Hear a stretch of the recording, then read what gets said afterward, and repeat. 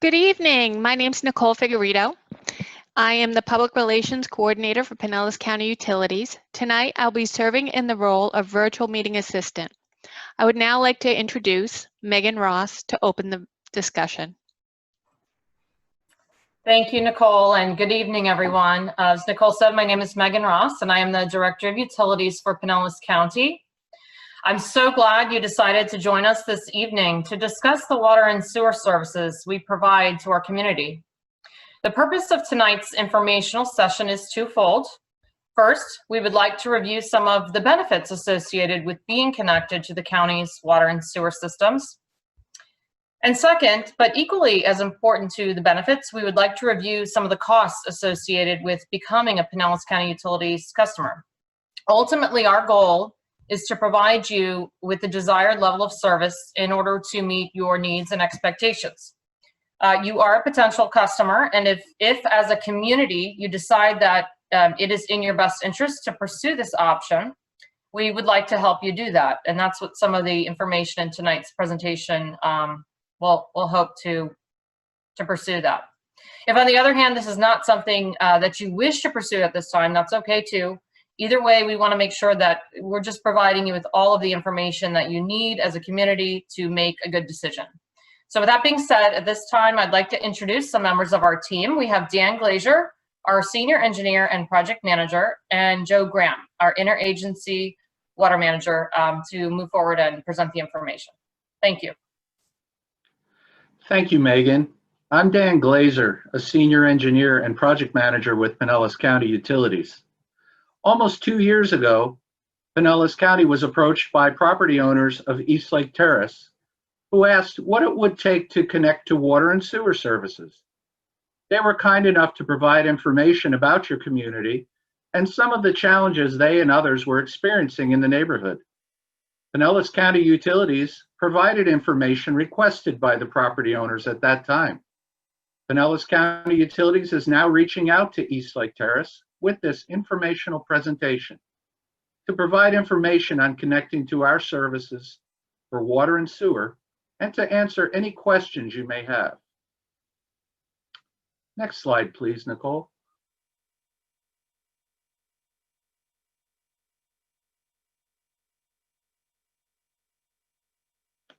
Following this presentation, a short survey will be mailed to all property owners in East Lake Terrace to determine interest in receiving sewer and water services from Pinellas County Utilities.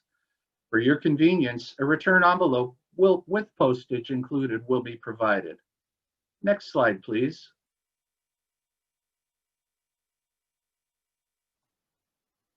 The process begins with looking at the feasibility of connecting 65 properties currently on septic and well water. Questions include, are there existing services? If yes, how far away are they? Is there access via easements or right-of-way? If yes, then access is available. But if no, we would ask, how can we, at a minimum, acquire utility easements for the services? What would be the cost to individual property owners? Or would the neighborhood association provide a community solution to paying for the services? Pinellas County Utilities has ratepayers that pay for sewer, water, and if available, reclaimed water services. Pinellas County Utilities uses these fees for operation and maintenance of the existing system. This also includes repair and replacement of infrastructure. The fees do not include new systems. The costs for design and construction for new systems are borne by land developers or individual property owners and not the ratepayers or current customers. The other costs that would be borne by the property owner would be permitting for a new residential sewer system, abandonment of a septic system, and construction of the private sewer lateral to the property line and cleanout. These costs vary by size of property and distance from the residence to the cleanout. The third tier of costs would be shared by all property owners, the sewer collection system and water distribution system. This would include water distribution pipes, water meter and box, single sewer pump station, piping, and manholes. The estimated cost for East Lake Terrace to receive sewer and water services from Pinellas County Utilities will be discussed in a few minutes. Next slide, please. Shown is an aerial map of the neighborhood. Looking at the north of East Lake Terrace, you can see green and blue lines. The green lines are the sewer system, and the blue lines are the water system. In order to physically extend the existing sewer system, new infrastructure would need to be constructed. This would include a sewer pump station that would pump wastewater to the system on the north and east. Gravity sewer consisting of pipe and manholes, and the water distribution pipes would be constructed in the roads, and the roads would be repaved following construction to the existing width. A utilities easement would be required for this construction, since all property, including the roads at East Lake Terrace, are privately owned. The utilities easement would allow Pinellas County Utilities to construct the sewer and water systems at East Lake Terrace. The cost for these installations would be shared by each property owner, and it may be possible to spread out the charges over some period of time at zero interest through Pinellas County Utilities' customer service billing process. During construction, there would be some minor disruption in traffic through East Lake Terrace. Next slide, please. The benefits for a new sewer collection system and potable water system include elimination of septic and well maintenance, fire protection from the availability of fire hydrants along the roads, and the hydrant availability could potentially reduce homeowners' insurance. Protecting the lake and surrounding environment from leaking or failing septic systems, contribute to environmental sustainability, and a safe, reliable method to collect wastewater and potable water system that would provide clean, safe, and reliable drinking water. And now I'd like to pass the presentation on to our interagency water manager, Mr. Joe Graham. Thank you very much, Dan. Good evening. My name is Joe Graham, and I serve as Pinellas County Utilities Interagency Water Manager. And I'd like to discuss some of the costs and procedural consideration. But first and foremost, I'd like to reiterate, we are here to hear what you and your community has to say. First, we'll talk about what a new water and sewer system for your community will cost, and how we can help you find other funding sources to drive down these costs for your community property owners. I do want to point out that it is unlikely that we will be able to find alternative funding to cover all system expansion costs. So it is likely that your community property owners will have to cover a portion of these costs. Next slide, please. Now let's take a better look at some of the potential project costs. The total customer cost would include the water and sewer main extensions on the public side, and additional costs on your individual property side to connect to these water and sewer mains. Costs for extending the public main can be considerable. In fact, this project will likely cost in the neighborhood of $2.4 million in total. Now, this is before any outside funding sources are applied. And this estimate is based on such things as material costs, labor, engineering design, permitting fees, and the necessary roadway work, which we'll discuss in a moment. These costs are significant, but in order to make the project possible, PCU, Pinellas County Utilities, is actively pursuing grant and appropriation money to minimize these out-of-pocket expenses from the property owners, as we will discuss in a little more detail. Now, on the private side of your properties, the approximate basic one-time cost for sewer connection is about $2,000 for sewer and about $350 for water. Other costs for property owners include replumbing, septic system abandonment, and permitting for each and every individual property. These costs can vary on the size of the property and the plumbing and septic system orientation that you'll have. Potential funding for these costs includes an Environmental Protection Agency grant, which would pay approximately 60% of most costs on the private side of the water and sewer system. Now, this could result in significant savings. These grants are in no way guaranteed, but the county would prepare this application for the property owners. There may be other grants available as well. If grants are acquired, the remaining costs for construction of the system would be spread out among all the property owners. Now, I'd like to discuss the process that will follow in order to bring water and wastewater resources to your community. Next slide, please.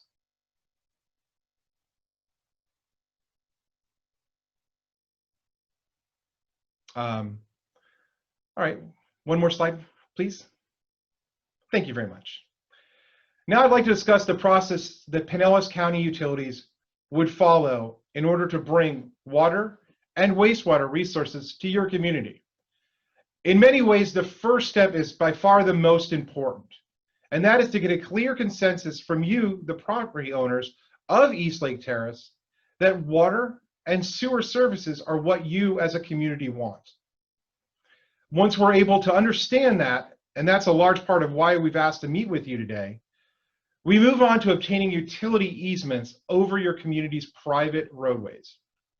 Now, easements are basically our right, Pinellas County Utilities, to use your roadways to install and maintain the water and sewer mains.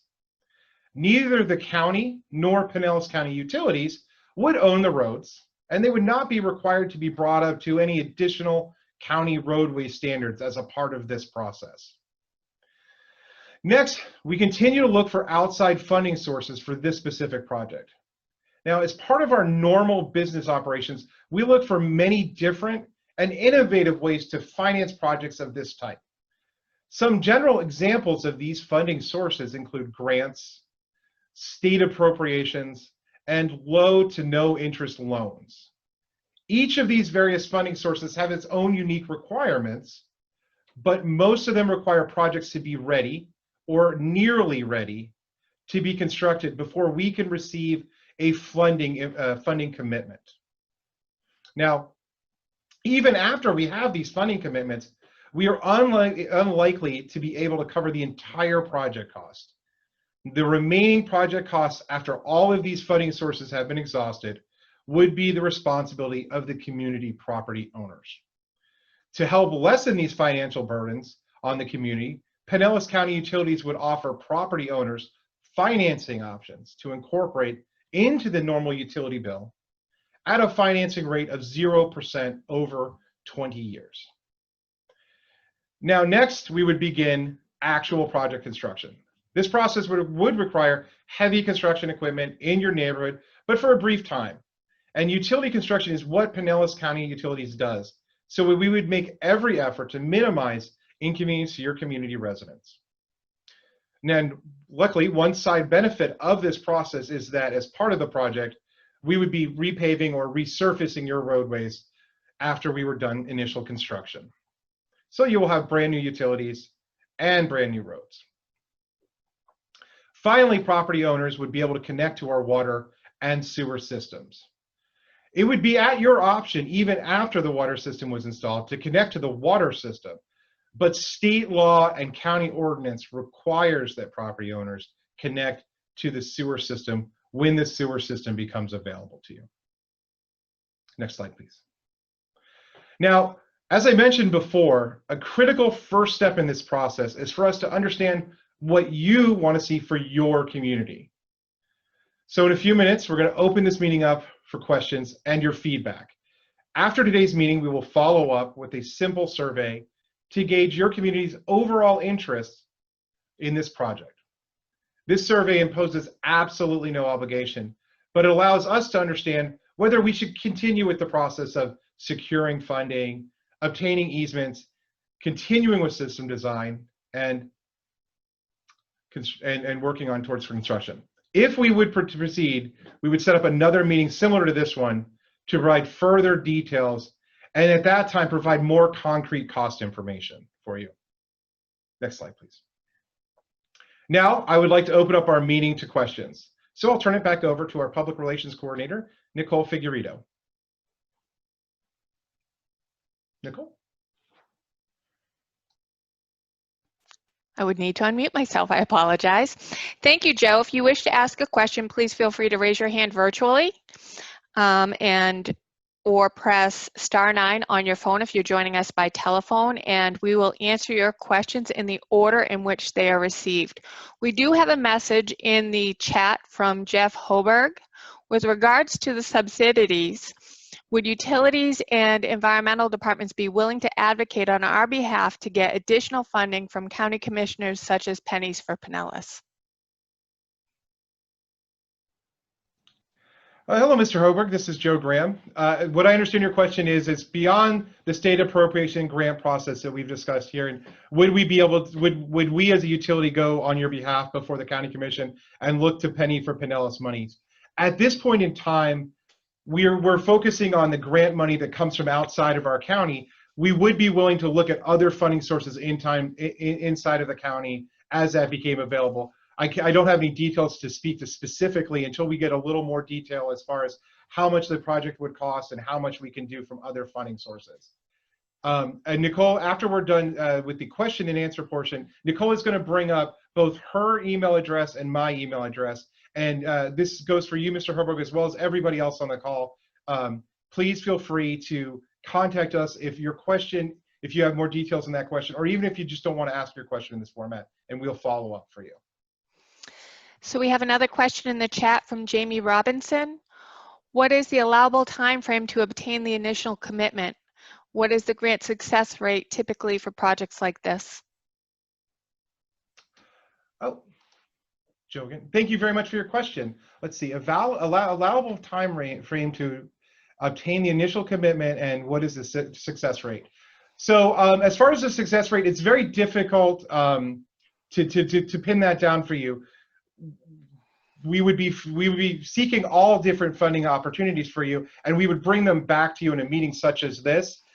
Typical success rate does vary widely depending on whether you're talking about state appropriations and other grant opportunities. And since we're looking at multiple types of grants, it would be difficult to say, but you would have that information in front of you at a subsequent meeting before we got down to more concrete numbers.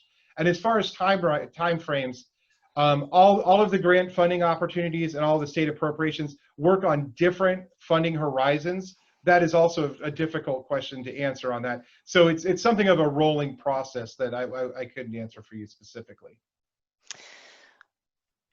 We have a caller with 2654 with the phone number 2654. Please go ahead and ask your question. You'll need to unmute yourself.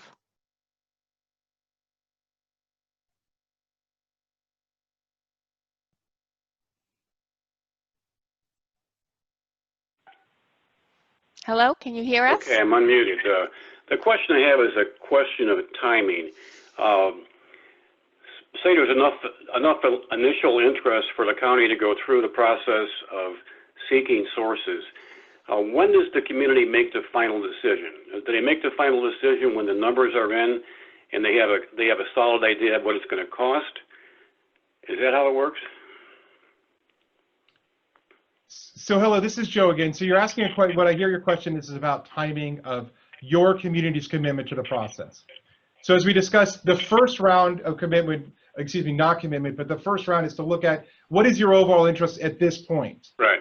And so then we would be able, okay, then we would be able to take that interest, and if it was sufficient, we could then go and really delve deeper into the funding opportunities for this project.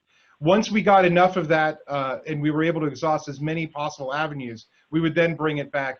As far as a firm deadline, I can get back to you on that, sir, if you'd like to email us, but it's likely not to be in the next 6 months. I would see the horizon being out a little bit further, but okay. But I think the concept is that the community doesn't make a decision to go with it until they get that more or less final information from you in terms of what funding is available, ergo how much it will cost the individuals. Absolutely. At that point, we would have pretty firm numbers, what you would be looking at as far as an out-of-pocket expense and whether it was going to be on your bill if you chose to have it on your utility bill, what that would look like on a monthly basis for you. Yes. Before any further commitment on the part of your community. You're welcome, sir. We have another question in the chat. What percentage of neighbors must agree to the project for it to be approved? And that was asked by Gary Antonellis. Thank you, Mr. Antonellis. I can answer that question for you. What I understand your question to be is you would like to know what percentages we'd be looking at to go forward. I can give you the minimums. It may be slightly different. So basically, for us to continue looking at funding opportunities and looking at more concrete design, we would be looking to see somewhere over 50% at this point, preliminarily at this point. If we were to be looking at the next step where we would then need to provide a property assessment, that at the very least would require 60% of the community property owners to be on board. But likely we would not be adhering to that minimum standard because there are some other concerns with your community, as we discussed before, needing to have property easements over your private roadways, which would require a significantly higher number of community residents to sign on before we would be able to undertake that process in this specific example. I hope that answered your question. If you want more concrete numbers, please feel free to email at the end of this presentation. Thank you, Joe. We do have a question from an anonymous attendee to the meeting. How do we as a community vote on this if the roads are owned by one family and there's no real association? Do we as homeowners have the capability to have the sewer and water brought in if the family decides not to allow the county to come in with an easement? Okay, thank you for that question. And by the way, I do want to point out one thing. The reason I have been asking everybody if they wanted more details to their question to email us is because A, that gives us the opportunity to really get into your question in depth, but B, also that it's a little more difficult in this venue to follow up on these questions when there's not that one-on-one opportunity for us. To answer your question, though, I will say that we are bound by the fact that we do not have property rights within your community, and we would respect that. If we are unable to obtain property rights in that community, we have no mechanism by which to move forward without easements being granted. So I hope that answers your question as that goes. But yeah, hi, this is Megan. I can add to that. You know, we have been in communication with the property owner, and so we're kind of going back and forth. You know, we're just here to do whatever, you know, we need to do to assist you, the community, and the owner. And, you know, the owner really wanted us to get input from the community. I mean, so the owner kind of redirected us back to the community to say, I will do whatever my community really wants to do. You know, if everyone wants this, I would support it. But, you know, I think the owner also didn't really want to pursue it if many of the owners were really just not interested in pursuing it. So I think that's where we're at this point. That's why we're having the conversation, having the survey, so we can just get better information from you. If there's a real substantive desire to move forward, you know, we're happy to do that. And I think the owner is on board with that too, if that's what the results show. But like Joe said, it is private roads. So, you know, I think the question is valid that we do need that approval. We do need that access in order to move forward ultimately. Thank you very much, Joe and Megan. I'm going to kill this last name, Lowry. What is the required commitment to move forward to the funding investigation? Oh, thank you very much. So basically, that's a little bit of what we covered earlier. So right now, we would be looking at over 50% for us internally to continue working on the funding streams that we would be able to bring and leverage for this process. And then moving forward, the next level of commitment would have to be significantly higher, definitely over 60% as far as our county rules go, but likely because of the property rights issues with the private roadways, it would need to be significantly higher. And I can't provide what that number would be. That's outside of my control. Thank you, Joe. J.C. Clark would like to know, what is the estimated time frame for completing this process once the commitment is secured and then to connect? If I could, I understand you're asking about what the timeframes are as far as after the process is financially done and we're going to construction. I'd like to turn that one over to our Director of Maintenance and Horizontal Engineering Services, Mr. Alan Bolenbacher. And if you're talking, Alan, All right, Joe, I'm on. Hope everybody can see me and hear me. Had a little technical difficulty here, but we think we got it figured out. That type of process, putting the system in, you're probably looking about a year's construction, 8 months to a year on construction. That won't mean that everything's tore up all at once. We usually go in and keep the roadways open as much as possible, driveways open. If we have to work at night to do certain things, we will. We make it as least intrusive to the homeowners as possible. Thank you, Alan.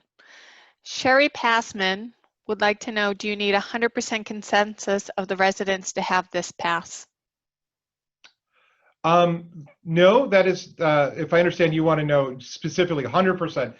That does not seem likely. Really, what drives the top end of that percentage range is really when we're talking with the entity that owns the private streets within your community. It is really how that relationship works. If the property owner wants to see 100%, then that is probably the number we're going to be bound by as a utility. But that is more of a community decision. We would support whichever way your community wanted to go, but I believe that decision rests within your community. Thank you, Joe. Jeff Holberg, also, would there be the ability to bury together services including fiber optics, natural gas for things like stoves and generators while the roads are exposed? So are we coordinating utilities with those other utilities? I think I'm going to pass that question back to Mr. Bolenbacher, please. Yeah, we don't really have any control over those at all. We do work with them as partners. It always makes the most sense to do any underground infrastructure work when you have the roads open. So that would have something that would be on the table for discussion for sure. Okay. I believe we've already answered this question. The anonymous attendee added in the HOAs ran by one family and has one family member. How are we able to vote based off of this? And Megan, I believe that you answered this earlier. Yeah, we like I said, we've been in touch with the owner and working with her, and that's why we're here tonight. So we want to get input from you, and we'll get input from the owner, and if we can kind of get a consensus to move forward one way or the other, then we will do that. So either way, we'll be back in touch with you as the community to let you know how that goes. We have a question from Mr. Wayne Pym. Mr. Pym, please unmute yourself. Mr. Pym? Yes, I'm just curious, if there's no approval and we don't get this, will there be any consequences to it? Like, will there be inspections of the sewer systems and septic tanks and that kind of thing? Okay, thank you, Mr. Pym, for your question. So if I understand you correctly, you're saying if the community does not go forward with this initiative and remains on water, well water and septic systems, would it trigger any sort of an inspection process? No, in of itself, they're two completely different things in that regard, sir. We would not pick up the phone and call the Department of Health and ask them to inspect septic systems. Generally speaking, as of right now, Department of Health is the inspection agency for septics, and generally for new well construction. They don't generally inspect private wells after they've been constructed, but there would be no communication with them. The only way that likely that the Department of Health would come out to look at the septic systems if an individual septic systems, plural, were failing in any way and causing a problem. So that would not likely be the case, no, sir. So Mr. Jeff Parks thanks us for this meeting. He would love to have water and sewer brought into the neighborhood. And he also has a question about adding cable, gas, and electric, and I believe that Alan Bolenbacher has already answered this question. So thank you very much, Mr. Parks, for attending the meeting and for sharing your question. I have a few more questions coming in live. Just hold tight for 1 second so I can get my mouse over here. Mike is on the line. Mike, go ahead and talk. Mike?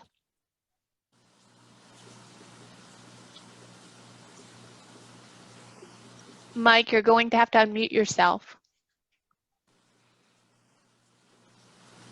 Hello? Hi, Mike. How are you? Good. Hi, thank you. I am a new resident here. Although I own my property for 16 years, I just completed building my home after 4 years. I just spent in excess of $13,000 for a well and septic system. I am in no way, no how, will be agreeing to connect to public utilities. Absolutely, positively not. Oh, okay. Well, thank you very much, sir. Actually, that's really is the kind of feedback we need. We need to hear from the community. We need to hear from people who are against it and who are for it, so that we can really get a temperature and how to proceed forward. So thank you very much for your comments, and completely understand. So we have Callie Mullen. Hello? Hello. Please Yeah, I have a question related to, is there any kind of priority funding that may be potentially available due to the fact of the septic system and everything that happens, especially being on Lake Tarpon, which is its own watershed issues? Yes, thank you very much for that question. And so basically what I understand you to be asking is about when you start talking about potential septic problems with regards to Lake Tarpon ecosystem, is there any funding coming from that? And the short answer is there's funding for those kind of initiatives all the time. And those are the kind of grants that Pinellas County would be going after. All sorts of grants, but certainly some that we're looking at impaired water bodies or keeping septic systems from impacting water bodies. So there are some that are geared in that direction, is what I can say, and they are on our list of things to pursue. Thank you, Joe. Nicholas Credo, please unmute yourself. Yep, can you hear me? Yes, we can. I'm speaking for my property, similar to what we just heard.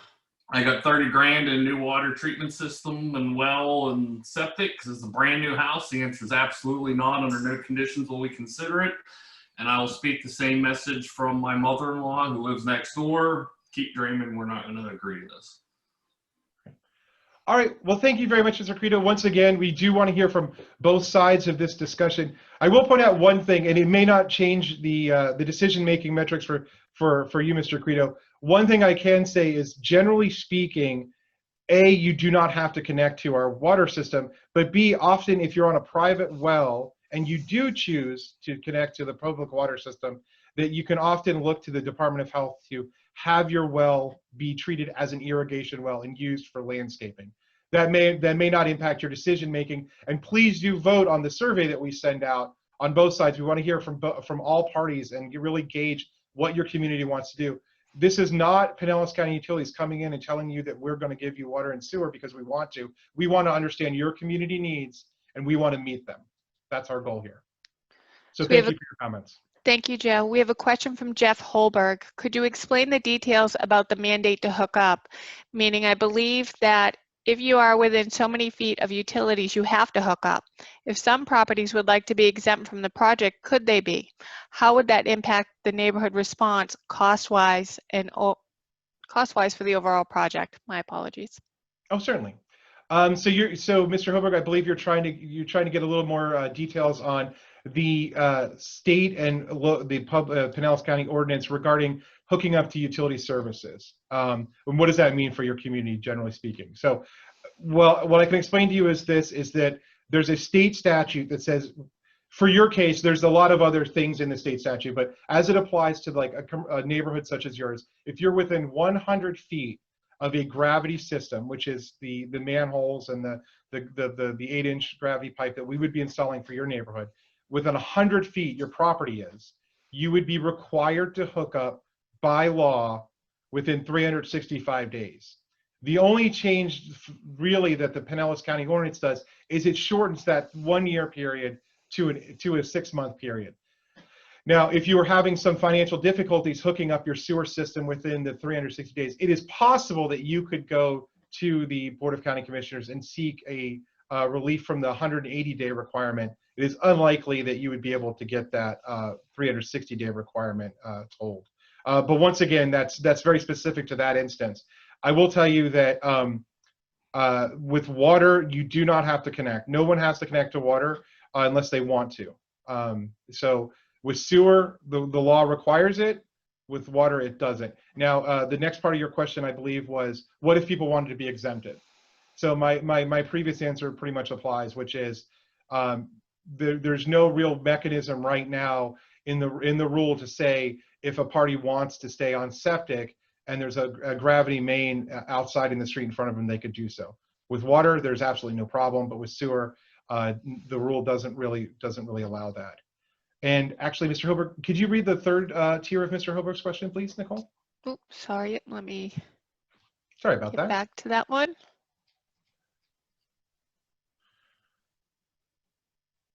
I believe it was something like, how does this impact our neighborhood? How would this impact the neighborhood responsibility cost-wise for the overall project? So once we were, generally speaking, the process is such that once we applied as many of the external funding sources we could bear on this project, and there was some residual left over that was the homeowner and the property owner's responsibility, that would be subject to an assessment. And how the assessment process works, it's a little different for every community, but generally speaking, how it works is that everybody pays a proportionate share of the system.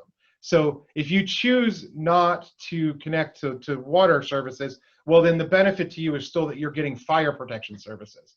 So those fire protection services are the obvious one, which is if your house catches fire, there's a availability for the fire department to use a hydrant. But B, it also could potentially drive your homeowners' rates down slightly because you have that fire protection available. But with sewer, since everybody is required by law to connect on, it's a much easier scenario to envision because everybody's just paying a fair share of the system that's being installed for their use. Thank you, Joe. We have a question from an anonymous attendee. Will there ever be a time that the EPA would step in and insist on the project based on the current health of the lake? Can I pass? I'd like to reintroduce Dan Glazier, our project manager. I think that's an excellent question. Dan? Thank you, Joe. As far as EPA and them stepping in and an enforcement capability, currently I'm not aware of any laws on the books that would require them to do that. If there was a toxic spill or something of that nature, something with hazardous waste, that would probably be an enforcement issue. But I'm not aware of any laws right now on enforcement of leaching septic systems, if that can be proven to be the case. I believe you had some details about the health of the lake that perhaps might be responsive to our question. Sure, Joe. Back in the early 2000s, there were 2 studies done on Lake Tarpon that indicated that some of the pollutants, high nitrogen concentrations within the lake, may be due to leaching septic systems along the lake. In certain circumstances on the west side of the lake, the city of Tarpon Springs has gone in and installed sewer systems through a program that they have within properties within the city limits. Thank you, Dan. You're welcome. Cindy would like to know, if you hook up, what happens to your existing septic system? Do you have to have the existing tank removed? Thank you, Cindy. So you're asking about when somebody connects to a public sewer system, what happens to their existing septic system? There is an abandonment process that the Department of Health requires, and just to be clear, it's not technically removal because a septic tank, once it becomes not used and may fall off of people's radar as far as being there, becomes a potential hazard. Basically, what they do is they break the top of and the bottom of the tank, and everything else stays there, just so that it doesn't hold water anymore. So you wouldn't, if you're envisioning a piece of machinery coming and pulling your entire tank out, That's generally not what would happen. It would be abandoned per Department of Health rules, but it would still be there. It would just be broken up so you wouldn't notice it, and it wouldn't hold water. Thank you, Joe. Callie Mullen, do you have another question? Your hand is raised. Mr. Mullen, do you have another question? Your hand is raised. No, I actually didn't mean Okay, to raise it, but that's okay. I actually, I guess, can just make a comment real quick because I don't know how many people are still listening, but people need to realize, and it hasn't been mentioned even by you, that installing water and sewer is going to increase everybody's property value out there. Thank you very much, Mr. Mullen. That's it.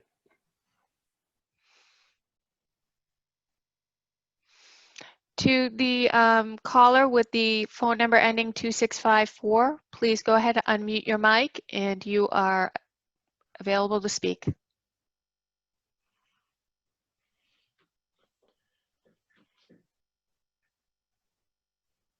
Caller with 2654, you're available to speak. Okay, we'll go to Jeff Parks in the Q&A chat. If this project does not go through, both of my neighbors on either side of my house have water from the county. Would I be able to connect if this does not go through in the whole community? So thank you, Mr. Park. It sounds like your question is you have two neighbors that have public water, and if the East Lake Terrace infrastructure improvements don't go through, would you be able to connect? That is a very specific question that would require me to look at your property and your neighbors. So especially for you, if you don't mind firing off an email to the email address that's going to be coming up again at the end of this discussion, I can answer your specific question. Thank you, Joe. Mr. Parks is asking, would the addition of fire hydrants in our neighborhood help with insurance rates with the East Lake Fire Rescue ISO rating? Yeah, so thank you. We did discuss that really briefly in our discussion, but one of the questions seems to be, what impact would the presence of fire hydrants have on the property value, insurance rates and fire protection rates for the East Lake Fire Department? I can't provide you concrete information, as everybody's homeowners association is different, but we can look into that a little more fully with regards to the East Lake Terrace Fire Department and see what changes would be due based on having that. It's nothing I can provide you concrete information on, but we can look into that. If we proceed forward and we look at more concrete price information, we could definitely provide that information. Or if you have a more pressing concern on that, please feel free to email me and I'll look that up directly. Thank you, Joe. Jeff Holberg has a question. Could you please explain how the new state law, DEP enforcement, etc., such as septic inspections and mandates are going to be impacting us in Pinellas? I've been told that homeowners are going to have to start having these inspections and that most homes in our neighborhood are non-conforming and would need new special septics due to the environmental impacts. Yeah, hi, this is Megan, and I think what the question has to do with is a recent bill that was passed, Senate Bill 712. It was a extensive water quality bill with a lot of things in it. It really with the aim of improving water quality statewide. It's a big initiative. So part of that was transferring the regulatory oversight for septic tanks from the Department of Health to the Florida Department of Environmental Protection. So the Florida Department of Environmental Protection, FDEP is what we call them, is in the process of promulgating all of those rules and the rulemaking process. I don't know that there's been a formal set of standards or that any of that has been finalized. I don't know, Joe, if you have any more information on that specific item, but I don't believe they have determined all of those details. I think that will take some time. And I believe if any changes are going to be taking place to that end with inspections, they are required to go through a formalized rulemaking process where you have an ability to have a public comment. So I would keep abreast. If that's something that interests you on the Florida Department of Environmental Protection website, I would keep in touch with that website about their rulemaking and any opportunities that you want to have input on that process. Thank you very much, Megan. Gary Antonellis, his additional questions related to abandonment. Would a drain field mound need to be removed? If I understand your question, it is as part of the septic system abandonment process, would the mound portion, the drain field portion, need to be removed? Generally speaking, and there's probably site-specific considerations as far as basically where your water table is and how far away you're from surface water. Generally speaking, my understanding is no. That may be something that needs to be discussed with the Department of Health, or as DEP, Department of Environmental Protection, takes over the program and and releases rules of their own on this, they may go in a different direction. So Julie C. would like to know more about the septic abandonment. Please explain, does this break up the top and the bottom of the tank? Does it tear up your yard, and how much? Additionally, if the septic tank is broken, the effluent drains where during this process?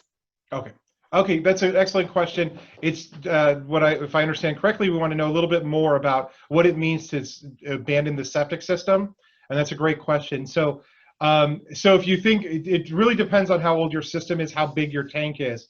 So likely, if the mound wasn't disturbed, the drain field portion of your septic system wasn't disturbed, and we were just looking at the septic tank portion, the only part of your yard that would be disturbed by this process is that square footage of the top of your tank. So you're probably looking at something, some plot of land smaller than your garden, and it would be disturbed to the point where they would excavate down to the top of the tank. Generally, it's either going to be fiberglass, some sort of plastic, or in most people's cases, in your neighborhood, likely it would be some sort of cement, and it would break the top using just traditional tools to break it up, and then break the bottom. But before they did any of this, they would pump out the septic material. So your tank would be clean when they did this. There would be no waste to be released to the environment. This entire process would happen after you were replumbed and you were connected to the gravity sewer main. So your waste would be going to the gravity main. The septic contractor would come in, pump out your tank for you. They would excavate just as much of the ground as they needed to do the job, and they would break the top and bottom, and then they would refill it with clean dirt. Thank you, Joe. Mr. Wayne Pym would like to know, if the water and sewer is brought into their community, the road would have to be repaved. Is this correct? The road is in disrepair on Richard Road and George Street already. The cost of bringing in the utilities would also pay for the road, correct? That is absolutely correct, yes. So the question is, with regards to if the infrastructure project moves forward, would we be repaving or resurfacing the roadway? So let me turn that one also over to Mr. Bowenbacher, please.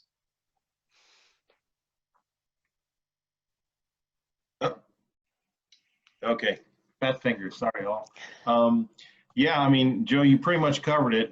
They come in and in the process with the equipment and their digging, they're gonna disturb most all the roads. So it'll take an entire, pavement job. Now, as Joe stated earlier, there are certain things with the county that with curbing that would have to be put in and things like that, but that is not a county road, okay? So it will just be paved back pretty much in the format that you have right now. It'll be fresh, new asphalt. Thank you, Alan. Cindy is asking a question in the chat about the septic tank abandonment and would like to know who pays for it. Thank you, Sydney. So with regards to the question regards the septic system abandonment and how it's paid for. So as we developed the cost discussion, we mentioned that there were certain parts of the process that were in what would be the public roadway there, as far as it's a private roadway, pardon me, but where the public utility easement is in the private roadway. But then there's also certain costs that are on the private property line that's unique to each individual property.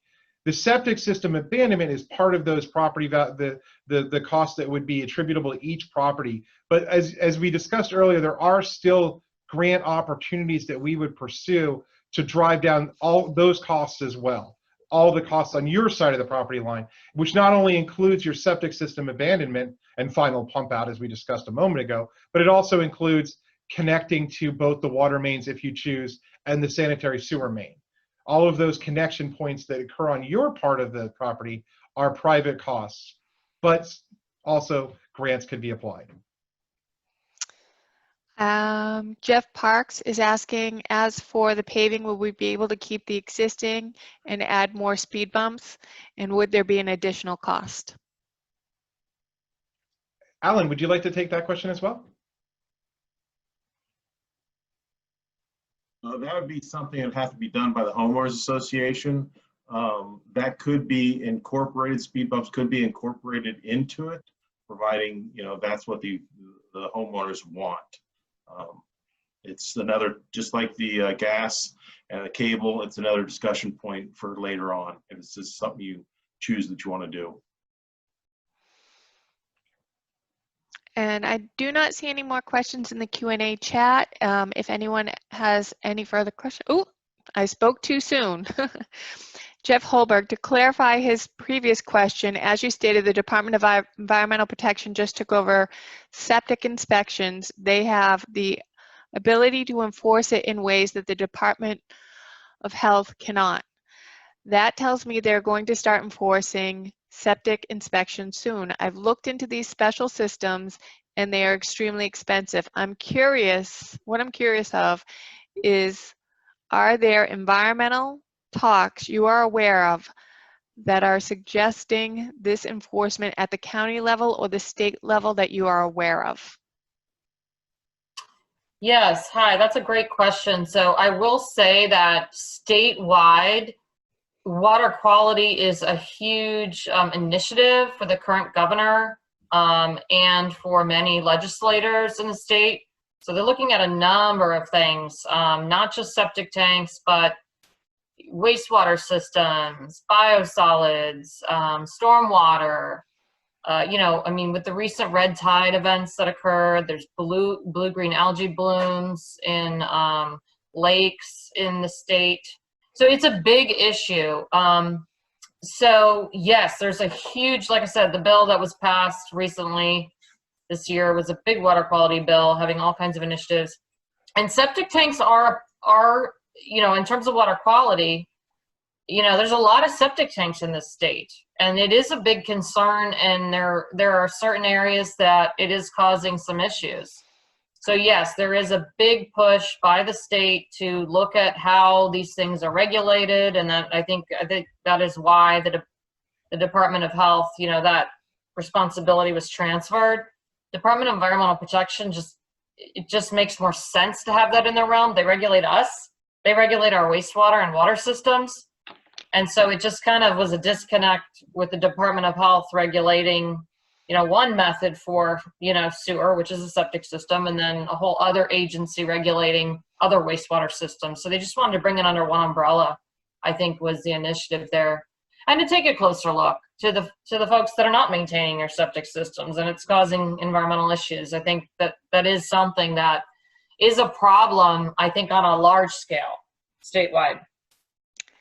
Thank you, Megan. Mr. Wayne Pym is asking, if approved, would reclaimed water be available as well? If not, could a homeowner keep their well for irrigation and municipal water for consumption? So thank you very much, Mr. Pym, for the question. So the question regards whether or not we would be bringing reclaimed water service into the neighborhood as part of this process. And the second part of that question is, could you maintain your existing well for irrigation purposes and switch to potable water? So the easier question is the second one, so I'll take them out of order if you don't mind. So the second question is about using your existing well for irrigation purposes. Generally speaking, that has been very acceptable under the Department of Health, who regulates the private drinking water wells. So basically what you would do is you would connect to our public water main with your house service, and then you would have your existing well for irrigation services. That's right. That would be done through the Department of Health, but generally speaking, they've been very receptive to that process.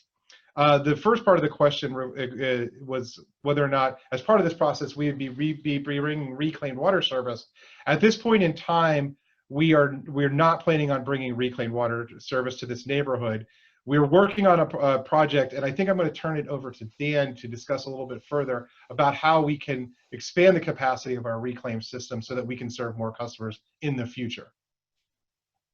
Right. Currently in North County, our reclaimed water or effluent from our wastewater plant, the Dunn plant, is distributed to existing customers in a system that was constructed many years ago. The current system has a capacity issue where there are times when we don't have enough reclaimed water to provide to the residents. At this time, we don't have any plans to expand the reclaimed water system as it is. But in the future, we're looking for other alternatives to expand the system, looking for other water sources, including Lake Tarpon and deep groundwater. Cindy is asking, would the cost be assessed per home or per road frontage? If per road frontage, how much per foot? So thank you, Cindy. Cindy's question involves how we would handle the assessment process. So generally speaking, it would be per home. That would be something that we would have to really work through the details with once we came up with firmer numbers and understood what the community's desire was moving forward with the project. But generally speaking, it would be per home.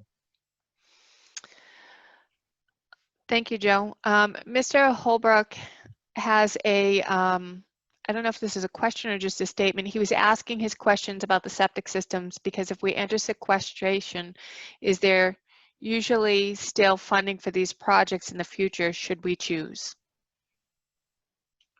So Mr. Holbrook is asking about future funding if your community decides not to proceed with this project now. There's no answer for that. I can't tell you what funding will look like in the future. Not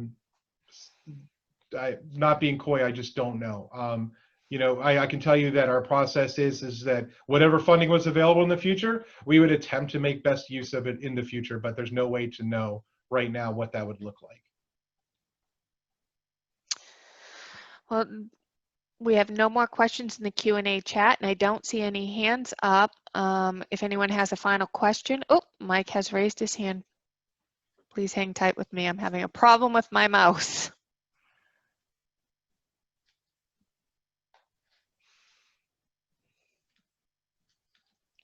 Please be patient.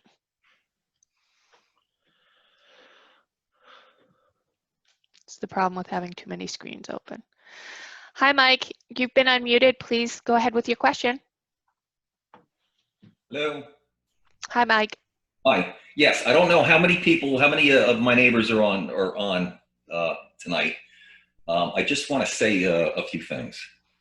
Moving into this neighborhood, we all knew what we were getting ourselves into. We knew there was septics. We knew there was well water.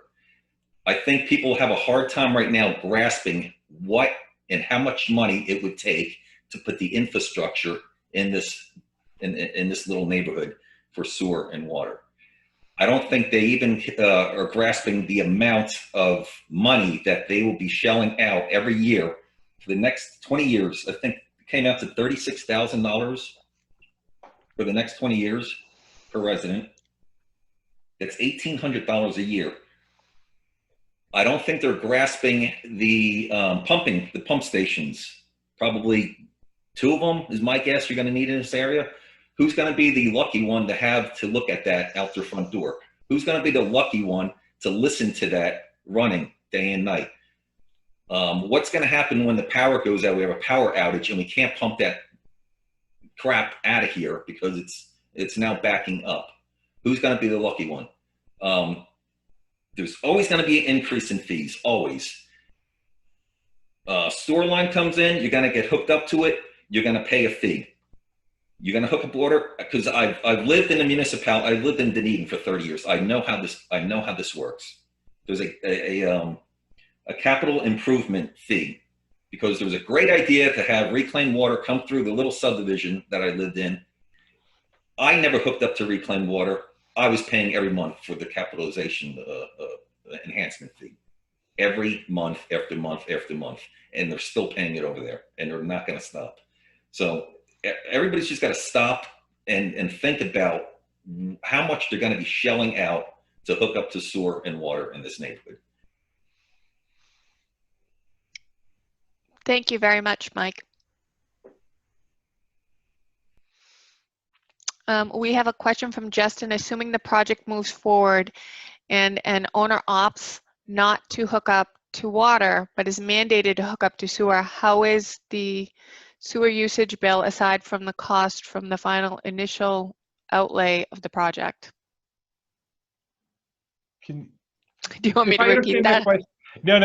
Let me see if I can rephrase the question as I understand it. So you're suggesting the situation where a resident decides to remain on private water and it would then hook up to our sewer system. How would the billing be done on that? Right. Right. So let me pull. Let me take a stab at that one. It's a little bit of a complicated billing arrangement, but there are two ways to do it. Generally, the preferred method would be to put a meter on the water side of your house to simulate that you were buying water. Now, you're not paying from that meter for water, obviously, but then that would be used for your billing side. The other way is to actually put a flow meter on your sewer line that says, we know exactly how much sewage is going down there. That's generally not preferred because they tend to be a little more costly and there's a lot of more maintenance involved. But if that consideration came up, we would be able to discuss the right option for each and every individual that wanted to go that route. Thank you. We have a question in the chat. Did you say that you can hook up to septic but not water, or do you have to hook up to both? If this goes through, does that mean that everyone would have to hook up or just the ones who voted yes? So if I understand your question, it's about how it works with what utilities each person would have to connect to, and if you didn't want to participate, did you have to connect to it all? So basically, for sewer system, if the sewer is within 100 feet of your property line, you would be required by state statute and Florida and Pinellas County ordinance to hook up. So even if you decided you were not participating, you voted this down, if for some reason this initiative moved forward, yes, you would be required by law to connect to our sewer system. Once again, that's completely the exact opposite case when regards to water system. On the water system side, you do not have to connect if you so choose. If your well is operating fine, then it's fine. And frankly, if your well failed and you wanted to stay on well water, you could usually get, this is a Department of Health consideration, but you could get a new well permit even. But as far as the sewer side, you would, whether you were participating or not, have to connect to our sewer side. Was that responsive to the question, Nicole? Yes. Okay, yes. thank you very much. Thank you. Mr. Pimmon, this is a general question for Richards Road and George Street residents. How much will repaving cost? If you would, you could send me that question. I don't have it. I don't have the preliminary cost estimate built out for each individual road. I can tell you that almost 30% of the overall cost is roadway work, between excavating, putting in fill material, and putting down that roadway material. So a significant portion is on that. If you really want to drill down into the details, I'd be happy to provide more information, and I'll try to parse that out by each individual road. But I'm sorry, I can't do that for this meeting. We will be showing our email addresses after this, so please follow up, and I'll get that answer for you. Okay, Joe. Nicholas Credo.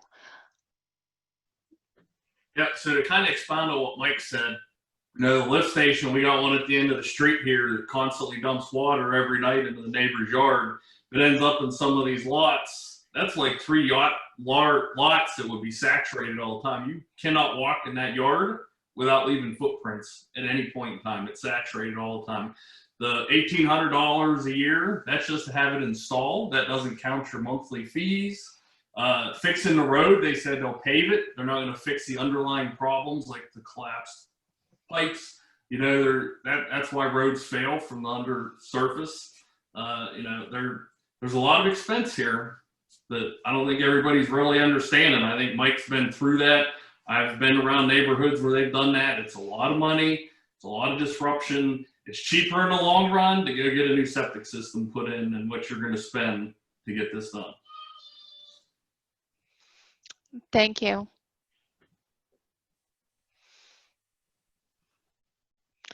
So we have a question from Jeff Holberg. Expanding on the comment from the gentleman who didn't want services, if say Richard Road and George Street alone wanted utilities and not Hunt Road, or just say Richards Road, would the county be willing to explore a partial project? So I think that's an excellent question. It involves if we could segregate the project costs out and proceed with the project on an individual road by road basis. I'm going to turn that question over to Dan. Dan? Right. You deleted the question. I'm sorry, Dan, I'll repeat it for you. Thank you. Mr. Hoberg would like to know if, for some reason, one of the three roads, there's George, Richard, and Hunt roads, one of the three of them didn't want to proceed with this project, for example. Would we be able to proceed with this project with one portion of this community not participating at all? I think we would have to assess that at the time, and the whatever the participation of the community is and what easements could be granted on what roads. I think we would have to, if possible.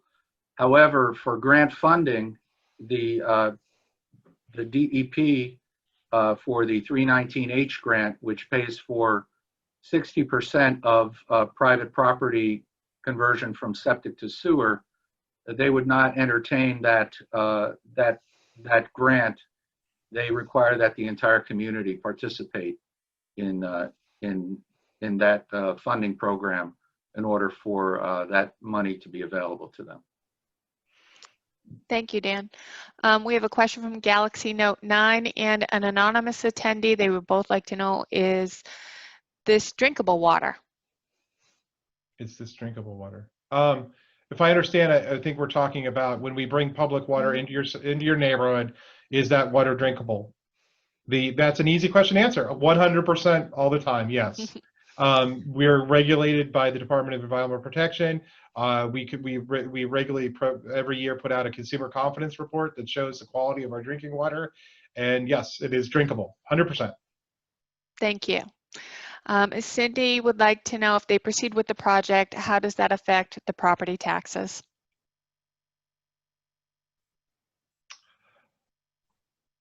Cindy's question, it involves the project going forward. How does it impact the property taxes? So we've discussed a little bit on that front, that there's going to be some potential beneficial impacts to your property values by having public utility service tiers.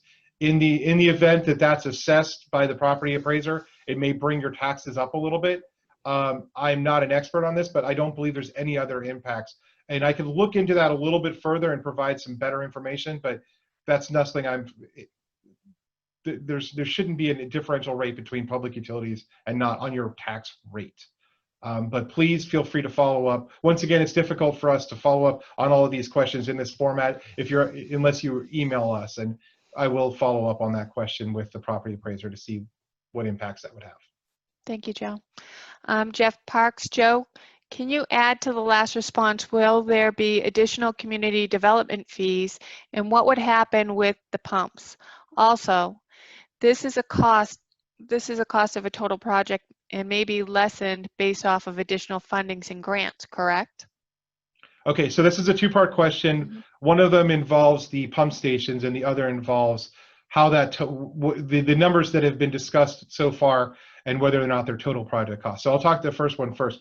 Right now, we've done what is kind of the lowest, the first initial step of engineering analysis. Basically, that's the step that we can do in the office. We can look at the system and we can come up with these numbers that are fairly close to what we're going to see in the field, but we cannot know everything until we're out there. Based on that, we're fairly confident that one pump station, that's you'll see that coming out of your neighborhood, one pump station would be required to service the entire neighborhood. Okay, so that answers your first question. And after we're done here for a moment, I'll pass it over to Alan so that he can discuss a little bit the difference between the pump station you would see today and the pump station that perhaps you're seeing at the outside of your neighborhood that may be several decades old. And now the other question was about the cost. So I believe that the cost was properly quoted at $1,800 a year. Thank you. $1,800 a year as far as the system goes. That was correctly quoted. And yes, that is the price that it would cost if we were able to provide no co-funding whatsoever. We were able to find no grants, no state appropriation, nothing to lessen those costs. And that doesn't seem likely. Once again, it's very unlikely that we're going to be able to cover all of the costs. But we're fairly confident that if we choose to meet again on this subject later, that we'd be able to bring to you and show you how we were able to bring those costs down from what looks like $150 a month to something much more reasonable. And I believe I got both sides of that question. Is that correct, Nicole? You did. I thought that you were passing it to Alan to talk about pump stations. Oh, thank you very much. Alan, could you provide a little bit of insight about what the modern pump station would look like within the community, and the strides, the distances we've gone in making them much more community friendly? Yeah, in the past 20 years, they've made a lot of strides on lift stations. They're much quieter. They just basically hum. They have SCADA hooked up to them, which is a data transmission type thing that goes back to a control booth. So if the wet well starts getting high or anything like that, they can get technicians out there before there's any issues. We've got backup generators that are available, and that's all triggered by SCADA and response time and everything. So there's a lot going on. There's odor control systems that are in place they didn't have 20 years ago for sure. And also, we take pride in a lot of our lift stations. We like to camouflage them as much as we can. And given the exact circumstances, from fencing, shrubbery, even putting them in some type of building or something can be done. So there's a lot of things to be worked with lift stations. Thank you very much, Alan. Lou and Linda Arnold, what about the people with underdeveloped lots and currently empty homes? What constitute the number of homes that vote, and what are their responsibilities? That's what Mr. Arnold would like to know. So if I understand your question, it's if we're looking at unimproved or vacant lots right now, what is their responsibilities? Since this is a project that would require an assessment of properties, even those that aren't currently improved upon with a house or a residence, we would then be sending the same survey that everyone that's a property owner on this call will receive would also go to that property owner, because they would be subject to the same assessment, and they would also reap the same benefits of public utility service at the time that they chose to develop that lot and put a house on it. So I hope that answered your question. So basically, we would be looking at all property owners, whether there's a house on it, whether they reside in the house, or whether it's unimproved without a house right now, and all of them would be having the same vote and would be subject to the same assessment and and reap the same benefits. Thank you, Joe. Sherry Passman and Julie C. both have a very similar question, so I'm going to combine them together. Sherry Passman would like to know, where is the pump station going? And Julie C., you said in your initial assessment, says we would need only one pump station. Does that assessment give an idea of where in our community that pump station would be? Thank you very much for your question. The two people that were able to bring that question to the fore. So without going into a lot of detail, so when we did this preliminary level design, we did find a suitable location for the pump station, and it would be roughly in the intersection of Richard Rhodes and George Street. We'd be talking to the property owners in that area to find some of those in that northeast corner, and there's pardon me for using a very technical engineering term, there's a lot of wiggle room here, right? We could have it on any number of these areas, and in that corner there, we have a number of larger lots that are where the property is removed from that corner. So we would once we got a clear consensus from the neighborhood overall, the community overall, and once we were able to discuss property easements over the private roadway, we would then start looking to those property owners and seeing how we could acquire an easement there. And that's also a voluntary process, a negotiation process where we would have that discussion with those. But it really is a matter of, which is the chicken and which is the egg of this process. you know, we don't want to go out to look at those and say, we're definitely going to put a lift station here. Let us go through the process of negotiating. If the rest of the neighborhood just frankly doesn't want it. And if the rest of the neighborhood does, if the community as a whole, if there's a considerable consensus to going forward, well, that's the next step. We look to easements there too. But it would generally be in that vicinity of northeast corner of George Street and Richards Road. I hope that answered your question. Thank you, Joe. Mr. Pym, just to be clear, right now we have subsidies available that would help bring water that doesn't stink into our community and help pay for our roads and possibly give us cable and internet choices, correct? That's a question? Okay, so the question is regarding whether we would have, Mr. Pym's using the word subsidies. We tend to look at it as more as grants and appropriations. But if the question is, do we have likelihood of funding sources that could bring public utilities to your neighborhood? Yes, that's the crux of the entire meeting here today, sir. Yes. Thank you, Joe. An anonymous attendee has posted in the chat, $90 per month is already covered with the DEP, but you're going to try and get money for the other $60 per month, right? So there's a chance we could get this money, this mostly covered, and it's interest-free. Is this about right? So I won't repeat the question, but it's about more concrete funding numbers than we've already given. I don't believe that math quite works out. I'd be interested to know how you got there. So what I can tell you is, based on some of the conversations we've had, it's 100 right now. If we were able to provide absolutely no funding assistance whatsoever, it would be $150 per lot per month for 20 years. It's $2.4 million. It's a sizable number, and we recognize that. What I can say is that we're pursuing all of the other funding sources outside of this to continue to drive that price down. Really, I don't want to provide you a false narrative here and show you some other number. It would be largely dependent on what funding commitments we could get from federal and state sources. And at that point in time, once we were able to get those, that is the next conversation we would have with this community group, with more concrete numbers, so we could look at those numbers. I can't give them to you right now. I apologize. I just don't have them. Thank you, Joe. An anonymous attendee posted, do we get paid to have, I believe, the pump station on their property? If so, how much? Okay, so once again, talking about that pump station, preliminary design, work is where we are. We would be looking to the property owners in the area to see what we could do as far as negotiate for that easement. That is actually in a completely different area of the county, because our real estate department owns all of our real estate interests, including easements like this. But if you're interested and you're one of those properties, I'd be happy to talk to you about what it would take. But I can't provide a blanket answer. I'm sorry. Mr. Credo responded to the location where you indicated the pump station could potentially go, and he has advised that it's his property, and the answer is no. Okay, thank you, Mr. Credo. I appreciate that. There are other properties in that area that we would still look to make it work if the community wants to go forward. But thank you for your input. Yes. Thank you. Sherry Passman, how much land does the system take up? Why would you put it so close to the lake?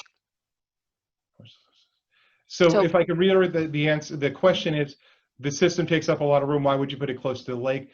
To that end, I believe you might be referring to the pump station.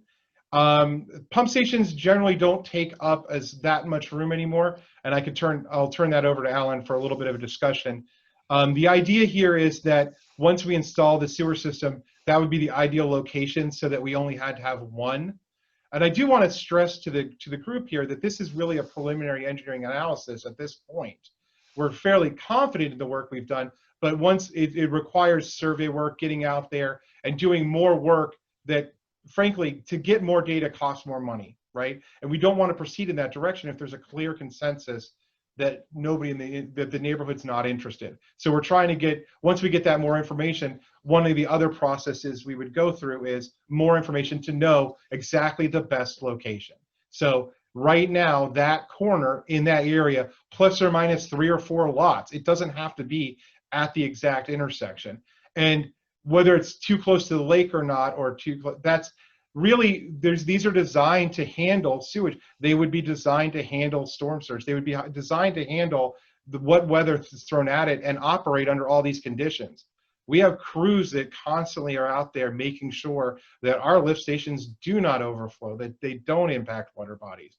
So that isn't generally a concern for us. Think about all of the beachfront communities we have that really there's nowhere to put them but near the water. So I'll turn it over to Alan if he had any more to add, maybe about the square footage requirements and siting requirements of a lift station. Most of the lift stations, the medium-sized ones or smaller ones, are probably in the neighborhood of 10 foot by 10 foot or 10 foot by 16 feet.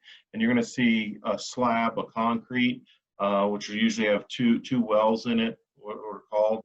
And the pumps are all located down the wells. They're pretty much flush with the ground. The only thing that you'll see coming above ground would be the control devices. And those will have to be up a little bit because they can't be submerged. That's got all of our radio equipment in it to monitor and control pumps and so forth. So, but that's all you have is the control boxes that are probably, they're smaller than a refrigerator that would be above ground, easily concealed with bushes, fences, or anything like that. Thank you, Alan. Cindy would like to know if fire hydrants are required. Will there be an added expense to all the homeowners for the fire hydrants? Thank you, Cindy. Her question regards fire hydrants in the community and the cost. The fire hydrants are included in the cost estimate. I believe there are 9 of them that we're projecting to cover the entire neighborhood, the entire community, and they are already in the cost estimate, as is the roadway work and the lift station once we were provided with a location for it. Julie C. would like to know what Pinellas County Utilities success rate is for grant funding for projects.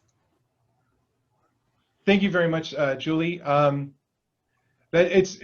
Your question involves, if I understand, revolves our success rate for grant funding. It's an interesting question that I don't necessarily have the answer for. Is there anybody else that wants to take a stab at this? I can tell you, oh, sorry, Megan, please. Yeah, so we really don't have that number. I know other communities, the grant funding in itself, we are not in Pinellas County a high priority for some of these grants, the 319 DEP grants at this time, because there's other priorities throughout the state. There's areas with springs and so forth that have tons of septic systems, and some of those spring fed areas are a higher priority. So it's just the limited money and not a whole lot to go around. But that's not to say we wouldn't be able to get other funding. I know there was an example where we did assist an area in the city of Dunedin.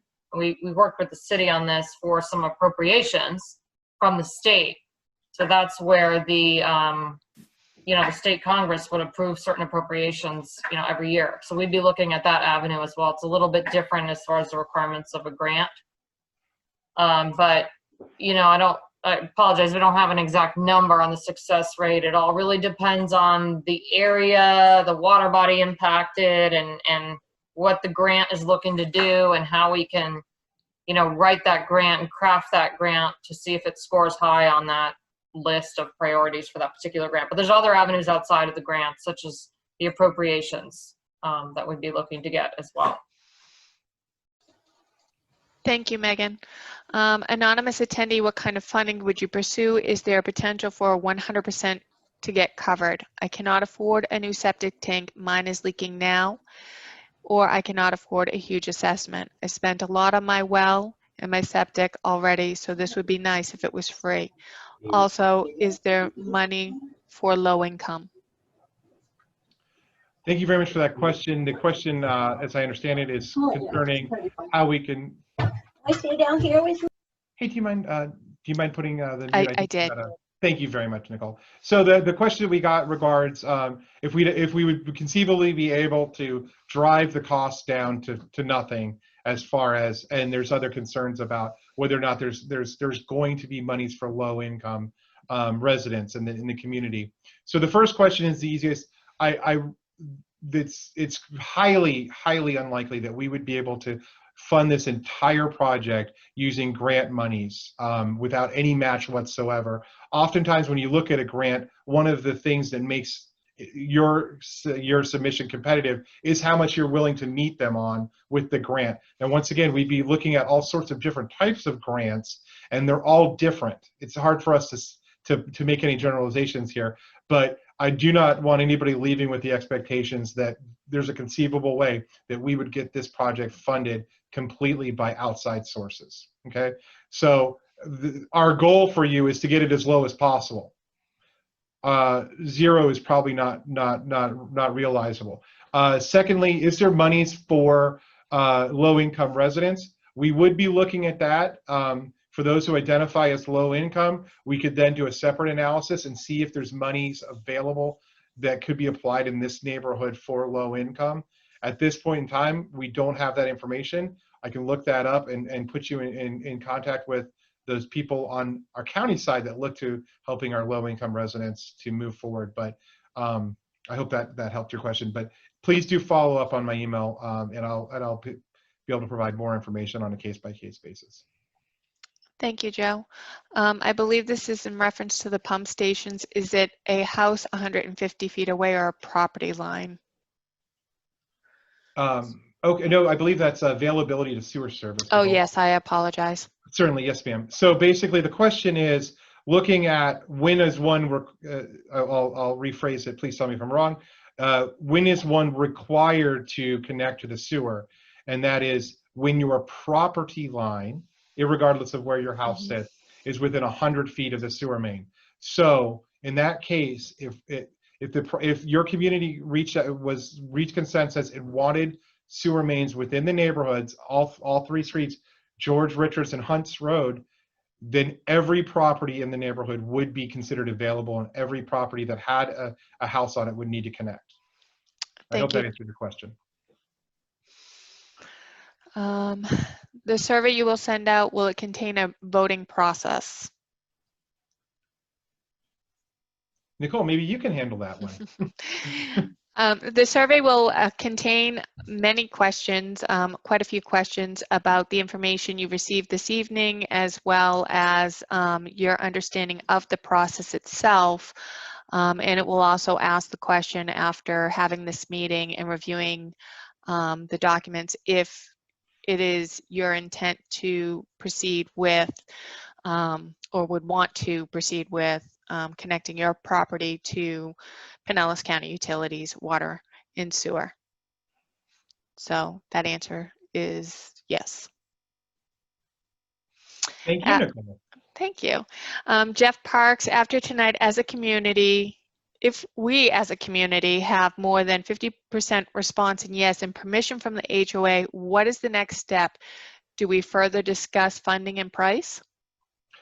So that's an excellent question. It's what's the next step? Hypothetically, if there's a majority of people that want to move forward in the community, once again, this is no obligation. So, you know, once we get like a 50% to say yes, we would on our side, Pinellas County Utilities, would look out for all of the funding opportunities that we saw that could be applied to this, that we could reach out for on your behalf.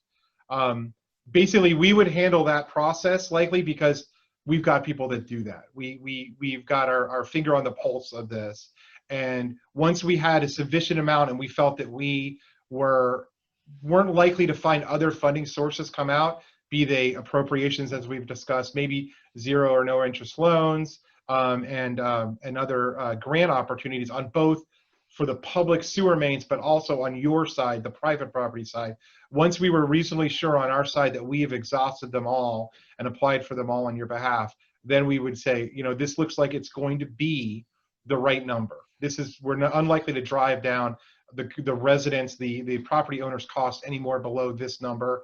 then we would come back, we would ask once again to have this meeting, and then we could provide those kind of numbers and say, before in the meeting that we had, today's meeting, we discussed really the maximum costs that we would proceed along looking for funding opportunities. But at that time, we provided the maximum cost, and they are substantial. $2.4 million is nothing to sneeze at. But the subsequent meeting that we'll schedule with this community, if you want to proceed, if you want to see it, would be to say, based on all of that and based on our legwork and getting this money together, this is what it's actually going to be. And then we would say, okay, can we get a commitment for this? And if no, then we all walk away as friends. And if yes, then we proceed down to the next process, which is design, construction, permitting and construction. So you would definitely have another bite at looking at this, the more firm financial aspects of this project well before you were bound by continuing on with this process.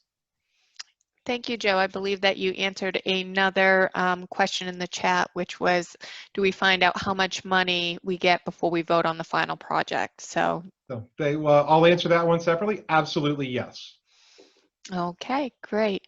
There's already water and sewer within 150 feet of homes on Richards and George Street. Are you eventually going to enforce us all to hook up going down the line?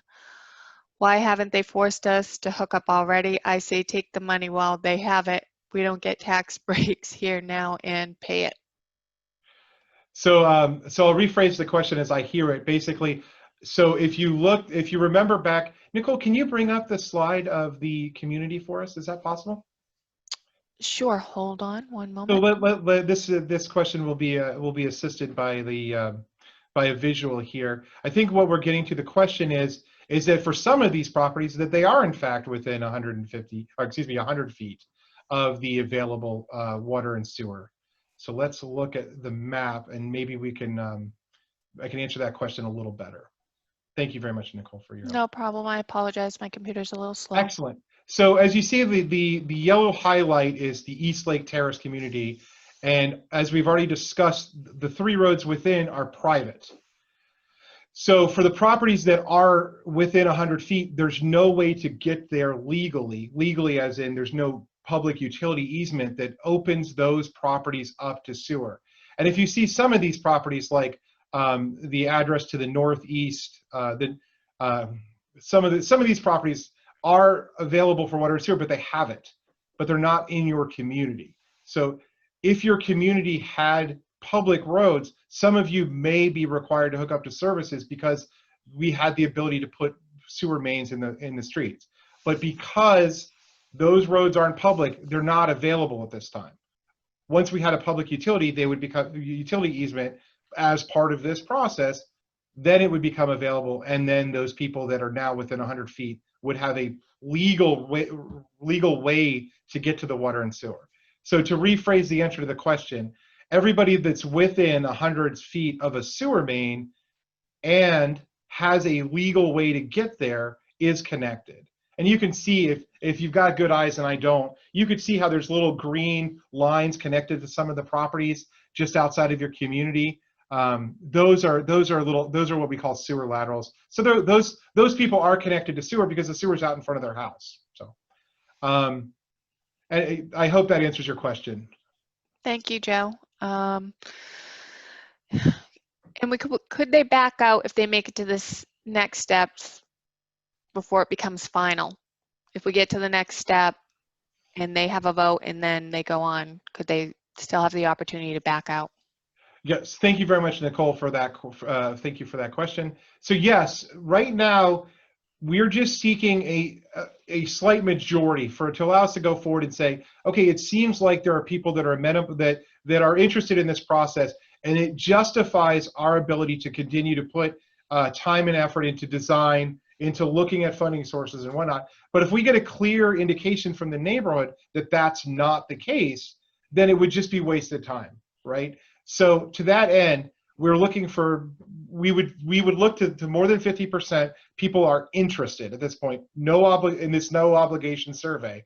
And once we provided the more concrete information, at that time we would proceed with the process of, if your community is still interested, if there's a consensus from the community and an agreement that we can then have easements over the private roadway, then we would get to the point. It would be very, very clear in the process at which point you were voting to go forward with the process and be bound by it. And as a matter of fact, if we go through the process to the point we needed an assessment on your properties, that would go through the Board of County Commissioners. So that would be a very firm indication that we were going forward with the process. But once again, this survey is not that at all. This is just to understand what you want. If you don't want sewer and water infrastructure as a community, that's fine. If you do, then we would move forward and have that discussion. Thank you, Joe. Mr. Credo, you have your hand raised. Good.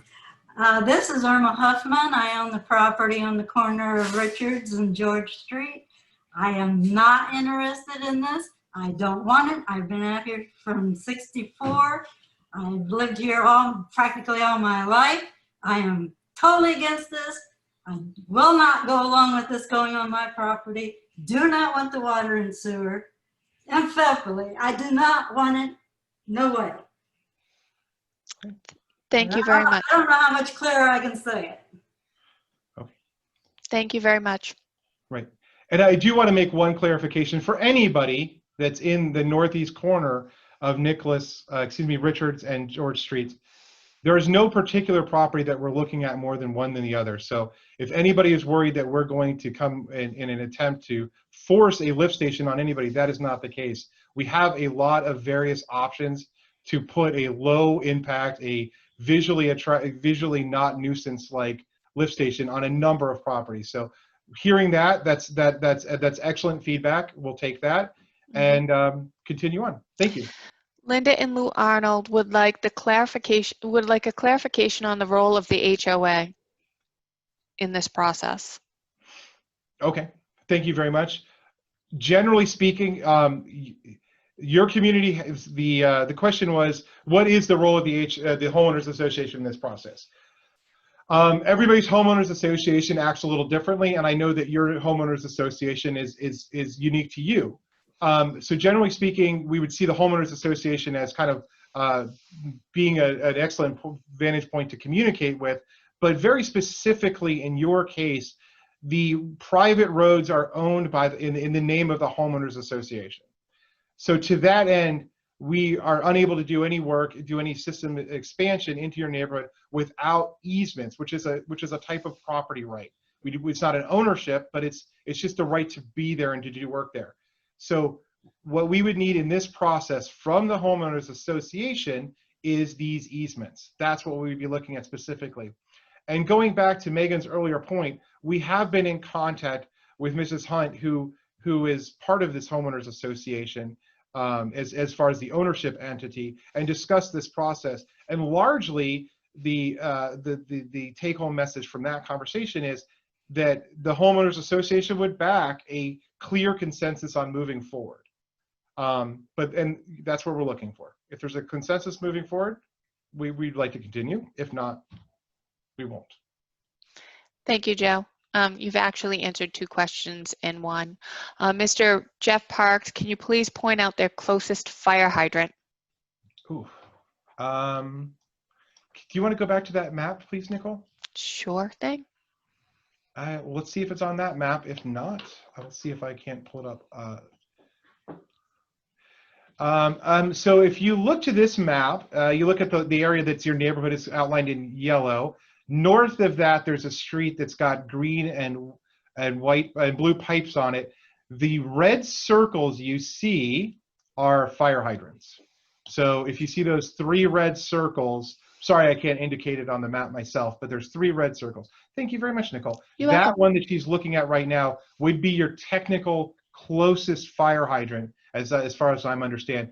Remembering that when the fire department deems whether or not you're, generally speaking, I'll speak to that. Generally speaking, when the fire department deems whether you're within the service area, if you will, of a fire hydrant, they're talking about 500 feet as the roadway goes. So, so if you drive along the roadway 500 feet from a fire hydrant, that's as far as the service area for that hydrant extends. As part of the process, if your community wanted to move forward, I believe there's 9 fire hydrants, and it would cover everybody's property, all 65 properties in the community. Thank you, Joe. Mr. Holberg would like further explanation on the general reliability of services during natural disasters, including, if you can, natural gas for things like generators and flushing toilets during a disaster. Do they normally continue on generators, or do they become interrupted due to power loss? Thank you very much for that question. I'd like to pass that one over to Mr. Alan Bolenbacher. Okay, yeah. Again, our equipment is on what our electrical, it's called SCADA. It transmits information to the control panels and so forth.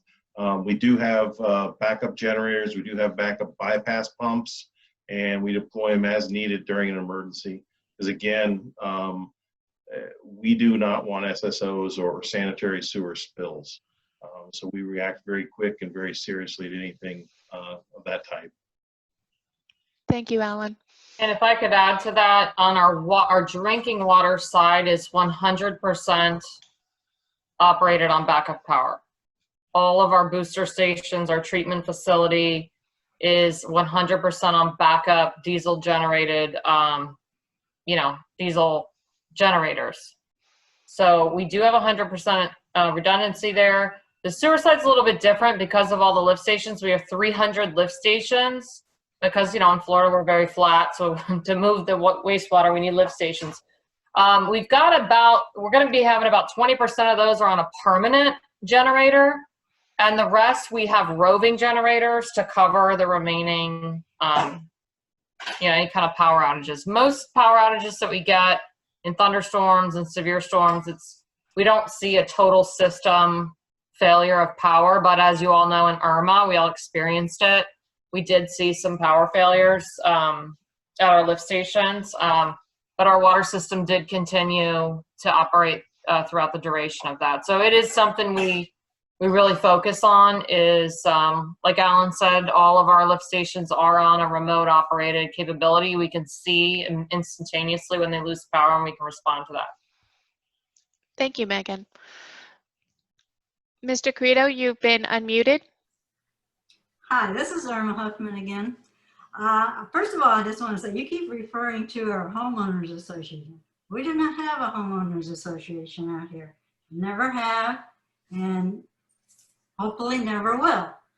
All these people moved out here knowing what they were moving to. They knew they had septic tanks. They knew they didn't have city water. If they didn't like these situations, they should not have moved here. We all have lived out here, for a lot of us, for many years. We've done quite well, no problems, until all these new people move in, and they didn't really want to live in the country. They really wanted to live in the city. And we were country people. They're trying to make us city people. I don't want to be city people. I moved out here to be in the country. I've been happy out here for all these years until all these people come out here and they want to change everything to what they want. If they don't like it here, they should go somewhere that has all the things that they want. That's how I feel. Thank you very much for your feedback. Sherry Collins. Sherry Collins, please unmute yourself.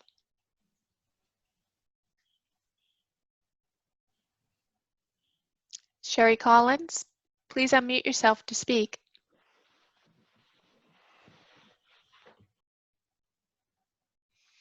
Okay. We have another question on the chat. Is this meeting being recorded so we can listen to it later if we want to? Yes, the meeting is being recorded and will be available hopefully tomorrow. Sherry Passman has a question. Why are you not looking at putting a pump station closer to Richards at Old East Lake Road? So thank you very much for that question. I'm going to turn over some of the engineering design questions to Dan Glacier, our project manager. The location of the pump station is dependent upon the topography of the surrounding area. Since the area around in East Lake Terrace is essentially flat, we would go to the area that's the lowest point to install the pump station, so that it would make it easier for the gravity system to pick up all flow to a central location, thus eliminating the need to have many more than just one pump station. Our preliminary design took that into consideration. If there were challenges to easements on that central location or a central location or the lowest spot in the system, that would mean probably multiple pump stations and an increase in the overall cost of the project. Thank you very much, Dan. We have a question from Anonymous. They're not certain about the HOA. Who has the right to vote for me in my easement? I can't afford to keep drilling wells and putting in a new septic or inspections. My pipes were ruined from well water already. I'd like to get some water assistance. Do they have that for low income? Can I get this for a senior? Thank you very much for the question. I believe it was more or less two parts, which was one was how about the homeowners association in the neighborhood? How does it work for you? And the other was questions about funding opportunities specifically for low income and for older citizens. I believe those are the questions. Okay. Yes. So the first question is, the first one is about your homeowners association. So Pinellas County Utilities and Pinellas County is not involved in how your homeowners association operates. The reason that we bring up about your homeowners association and we talk about it is because the private roadways are all owned by one entity. So the 3 roadways and some of the little the canal frontages and such is owned by the East Lake Terrace Association. That is the name that the property appraiser gives to the owner of those roadways, East Lake Terrace Association. So we've been calling it your homeowners association as a shorthand, but it is the owner of those rights of way, and that's how it's listed. And that's how that's the only entity, that's the only legal party that could grant us the easements that we would need to do the work to provide services to your community. I will refer back. I had an earlier answer to the question about low-income residents, and this would apply also to seniors. That's probably more of a case-by-case question. If you would provide me that question by email, we're going to provide our emails here shortly. Please do, and I'll be able to follow up with somebody who specializes along those routes. I couldn't provide you an answer at this time. Sorry. Thank you for the question, though. Thank you. We have a statement from an anonymous attendee just wanting to clarify that East Lake Terrace Association is already a tax-free association. Okay. Let me, I apologize. Here's another statement from Galaxy Note. We all have to live in this neighborhood, so we all need to be cordial to one another. I don't believe anyone is trying to force anyone to participate if they don't want to. And I just wanted to clarify that this is an information meeting. We're here to provide information and listen to you as community members and property owners within the East Lake Terrace neighborhood. So I thank you all for attending. I believe you already answered the question about seniors and low income. We're going to provide a slide at the end of this presentation with both Joe's email and my email. Please feel free to email us some specific questions and we'll look into them a little bit deeper. How is one pump station going to work when one road is across from the canal? Is that a question for Alan or Dan? I think we're going to pass that one over to Dan. Dan is in our engineering group. How is one pump station going to work when one road is across the canal? There could be a gravity sewer connected underneath the canal, so long as there's enough fall to the lift station at the lowest point. Thank you.